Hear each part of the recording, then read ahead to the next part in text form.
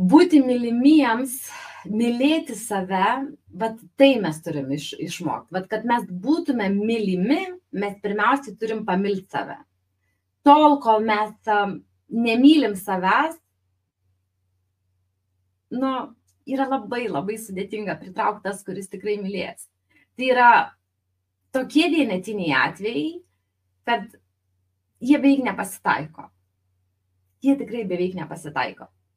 Ir dar vienas dalykas, kai mes laukiam, kad partneris mus užpildys to, ko mums trūksta, ar ne, tai veda į tą nusiminimą, todėl kad mes liekam visada priklausomi nuo kito.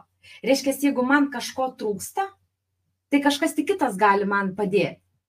Ne aš pati, bet tas kitas. Ir vieną dieną jis gali norėti, o kitą dieną jis gali nenorėti.